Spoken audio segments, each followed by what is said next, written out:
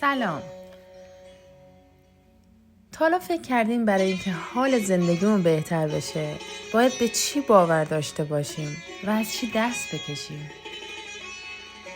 امروز میخوام از نگاه اگزیستانسیالیسم و دکتر اروین یالوم باهاتون حرف بزنم.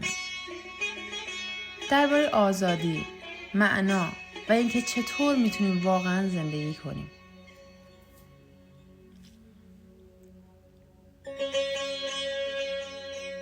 از دیدگاه اگزیستانسیالیسم هیچ معنایی از قبل برای زندگی ما نوشته نشده. ما اول وجود داریم، بعد خودمون معنا رو میسازیم. با انتخاباتمون، با تصمیماتمون، با نحوه مواجهمون با دردها. زندگی خوب یعنی این که خودت انتخاب کنی، مسئول انتخابات باشی و از فرار از خودت دست بکشی.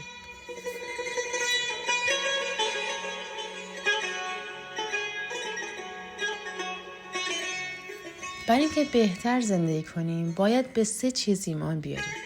به آزادی درونی، اینکه حتی وقتی شرایط بیرون سخته تو هنوز آزادی که مسیرت رو انتخاب کنی.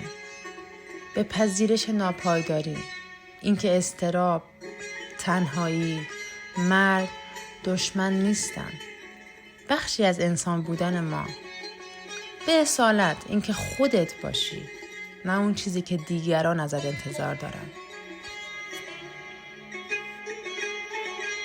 و در عوض باید از 3 چیز دست بکشیم.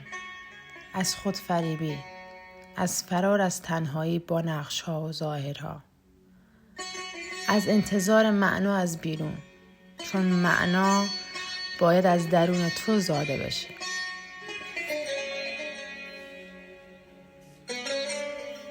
اروین یالوم، روان درمانگر و فیلسوف اگزیستانسیالیسم، میگه 4 حقیقت بنیادی همیشه با ما هستن: مرگ، آزادی، تنهایی و بی‌معنایی.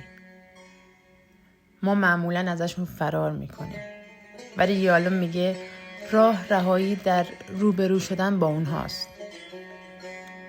آگاهی از مرگ ما رو بیدار میکنه تا عمیق‌تر زندگی کنیم، تا واقعاً حضور داشته باشیم، تا عشق بورزیم، تا معنا رو خودمون بسازیم.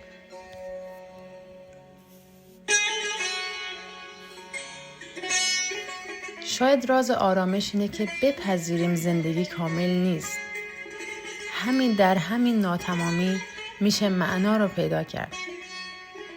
زندگی زیباست وقتی خودت انتخابش میکنی.